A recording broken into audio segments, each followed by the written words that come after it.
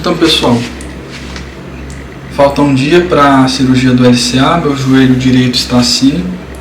Eu tive uma lesão parcial no LCA do joelho direito. Eu vou colocar aí na tela como que apareceu no meu laudo na ressonância magnética, que descobriu isso, né, que identificou, né, exatamente como foi a extensão, né, da lesão, etc. E também um fato muito interessante, eu não tive lesão no menisco, tá? Que normalmente quando a gente lesiona o LCA, vem acompanhado de lesão no menisco, né? Mas não foi o caso aqui. E a minha musculatura, ela está um pouco desenvolvida para quem teve esse tipo de lesão, porque eu vim fazendo fisioterapia, né? E eu também fiz bicicleta ergométrica e esteira na velocidade 5 por algum tempo. Então minha musculatura está um pouquinho boa, né, nesse aspecto. É importante você não perder massa muscular até a cirurgia. Então meu joelho está assim, tá? O direito para assim com o esquerdo, bem parecido em termos de musculatura. Uma coisa interessante é que eu não consigo esticar ele totalmente ainda, né? Em relação ao esquerdo, eu consigo ficar de ponta de pé, ó, com o esquerdo. Com o direito eu não consigo muito bem, eu consigo, mas ele fica solto, sabe? Ele fica com sensação de falseio, na verdade ele falseia mesmo, e vez ou outra eu acabo, infelizmente, deslocando ele de lugar e aí arde como se você estivesse colocando água oxigenada lá no meio do joelho depois de ter ralado. É uma sensação muito ruim. E aproveitando para explicar para vocês o que aconteceu, né, faltando um dia aí para a cirurgia, foi o seguinte: eu estava treinando judô e numa luta eu sofri uma entorse, né? Ou seja, o meu pé ele permaneceu no tatame parado, enquanto que só o joelho ele fez uma rotação. Se eu não me engano, ele fez uma rotação da direita para a esquerda. E aí eu fui jogado ao chão pelo golpe do colega, e aí eu acabei caindo. Por isso que talvez não tenha lesionado o meu menisco, porque eu não fui de encontro com o chão diretamente. Eu fui de encontro depois de ter sido suspenso no ar pela dinâmica do golpe, e aí eu caí. Por isso que talvez eu não tenha tido lesão no menisco, né? Como é mais comum de acontecer com quem rompeu o LCA. Só que é o seguinte, o que me foi explicado pela médica é que essa lesão, ela, apesar de ser parcial, ou seja, rotura parcial extensa, vejam, parcial extensa, ela foi uma lesão que não foi todo, ou seja, não foi um rompimento total, 100%, mas ele equivale a um rompimento total. Por quê? Porque só tem alguns poucos fios ali segurando, vamos dizer assim, o ligamento cruzado anterior. Por isso que está falseando bastante, e todos os médicos que eu passei, né, na verdade, primeiro e a segunda médica, eles apontaram a necessidade de cirurgia. Então é uma coisa que não tem escapatória. Se você está com sensação de falseio, muito provavelmente não vai adiantar a parte de fisioterapia, tratamento conservador, gelo, musculação. Não se você quiser uma qualidade de vida, né? Você quiser ficar tranquilo pro resto da vida, não ter chance de ter artrose muito precocemente, você tem que fazer cirurgia.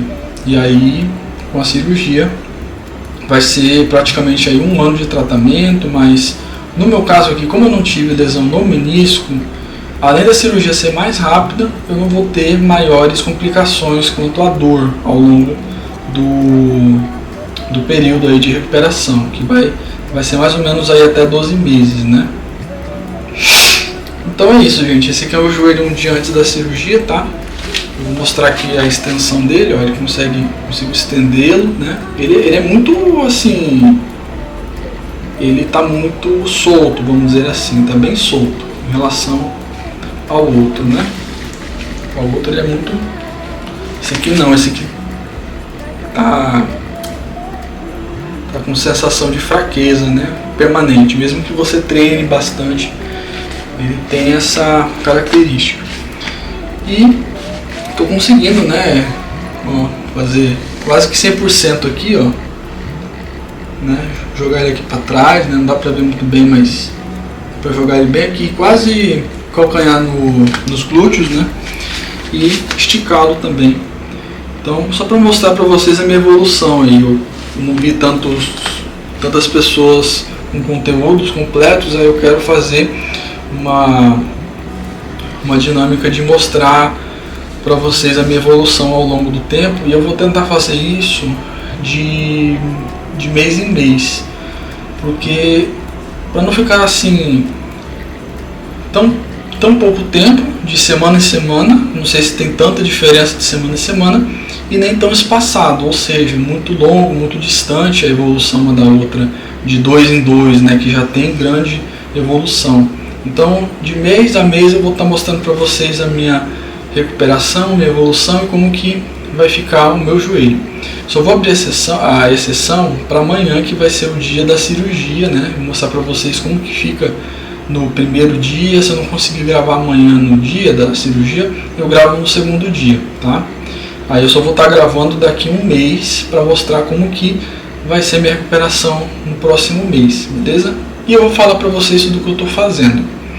Lembrando, gente, que essa aqui é minha experiência, uma experiência de quem teve lesão parcial no LCA, assim, que equivale a uma total, mas sem lesão no menisco, tá? Então vai ser bem interessante essa dinâmica, tá bom? Então ficamos por aqui, até amanhã ou depois de amanhã com a cirurgia já realizada. Valeu, pessoal! Fala, pessoal, segundo dia de cirurgia do LCA, deu tudo certo. Eu vou contar para vocês todos os detalhes.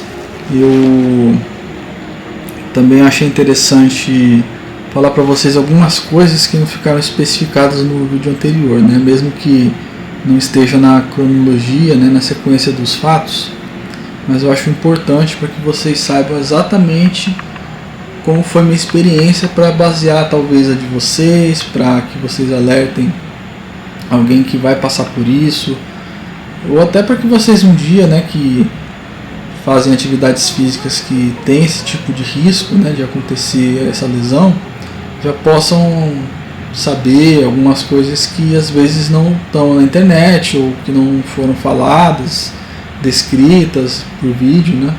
Eu acho muito interessante esses detalhes, né? Então o que acontece? Antes de fazer a cirurgia, o médico ele vai te solicitar 2 exames, tá? O ecocardiograma com risco cirúrgico para o cardiologista e exame de sangue específico. Aí você faz um laboratório, tá? E aí você vai levar para ele uma consulta antes da cirurgia, e aí em tese o setor administrativo da clínica onde o teu médico opera vai marcar um dia de cirurgia para que o teu médico faça em um hospital específico, né, que tem toda a estrutura, aparelhagem, equipe, né, para poder chamar um anestesista, etc. Já vou chegar nesses detalhes aí. Enfim, minha cirurgia deu certo, como vocês podem estar vendo aí, ó. Foram feitos alguns furos, tá? Ali tem um corte, tá? Ali tem um corte, e aqui nós temos 2 furos, bem como aqui. Aqui foi justamente para retirar o tendão, para servir de enxerto. Ali, se eu não me engano, foi por onde ele passa, né, nesse corte maior, que inclusive ele arde bastante depois da cirurgia. E aqui é onde a médica faz a operação com 2, não sei os instrumentos, com 2 instrumentos, né? Que ela vai fazer a reconstrução por ali, etc. Assim, até onde eu sei foi isso. Por isso que eu estou com esses furos aqui. E então o que acontece? Foi um pouco complicado porque eu cheguei para ser internado às 9 horas do dia da cirurgia, e o horário de início seria em tese às 13 horas, então eu me internava de jejum, lembrando, tá? Você tem que estar de jejum 8 horas, não pode nem comer nem beber água, Você tem que levar todos os exames que você já fez, tá? Você tem que levar uma ressonância obrigatoriamente, que é a que detecta a lesão do ligamento cruzado anterior. O raio-x eu não precisei levar, porque a minha cirurgia não foi requisitada com base no raio-x. Mas se o teu tivesse, muito provavelmente teria que levar também. Só que o raio-x ele é mais para saber onde é que está teu osso exatamente, né, para fazer a cirurgia certinha. Se você puder levar, ok, mas se não puder, não tem problema. Você faz só com base na ressonância magnética. E tem que levar também o exame de sangue, que foi requisitado, e também o risco cirúrgico, né, que é o cardiologista lá falando que você está apto e tem baixo risco cirúrgico para fazer o procedimento. Então o que acontece? Entrega para o médico, médica, os exames solicitados antes da sua cirurgia, e apresentando esses exames, o médico ele vai falar para você marcar, ou você já pode ter marcado com o setor administrativo da clínica, que aí eles vão marcar direitinho com o hospital, onde tem toda uma estrutura, vão chamar anestesista, né, e o seu médico que vai estar lá fazendo a sua cirurgia. Lembrando que você tem que levar todos os seus documentos no dia da sua cirurgia, tá? Você vai ter que levar a guia de internação do seu plano de saúde, né? No meu caso foi plano de saúde. Vai levar todos os documentos, ressonância, o risco cirúrgico, né, risco cardíaco, e também os exames de sangue que foram solicitados antes. Você vai ser internado, né, e vai fazer a cirurgia no mesmo dia.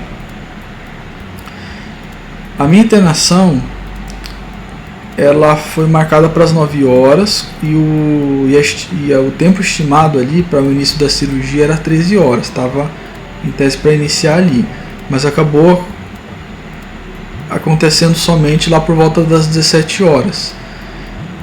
E foi 1 hora de duração. Eu acabei minha cirurgia por volta das 18 horas. Foi um sucesso, como vocês podem estar vendo aí, né? E a anestesia, ela foi uma anestesia hack, tá bom? Antes de eu tomar o hack, eu já estava tomando um sedativo. Eu já tinha tomado um sedativo antes de injetarem um hack lá, fazer anestesia via hack. Eu tomei um sedativo, então fiquei bem sonolento e não notei a injeção, né? Não notei a anestesia raquidiana. Então nesse aspecto foi muito tranquilo. Então eles só furaram a minha veia mesmo para, assim, pelo que eu percebi, para eu ficar sonolento mesmo. E eu acordei no final da cirurgia, quando já estavam ali nos preparativos finais. Então isso é muito importante vocês saberem, tá? É bem tranquila a parte da cirurgia. Há relatos de pessoas que eu conheço que a cirurgia, no momento da cirurgia, a anestesia ela foi primeiro a raquidiana e depois o sedativo, o que foi incomum, né? Mas comigo deu tudo certo, né? A anestesista explicou cada passo, né? Mas quando ela falou sobre os passos eu já não lembrava de mais nada, porque eu já tinha caído num sono, aquele sono bem profundo. Então por volta das 18h15 eu fui levado para o meu quarto, né? E só tive alta às 14 horas do outro dia. Outra coisa que é importante vocês saberem: colocaram um dreno no meio do meu joelho, tá? Dentro do joelho, no meio dele. Por que isso?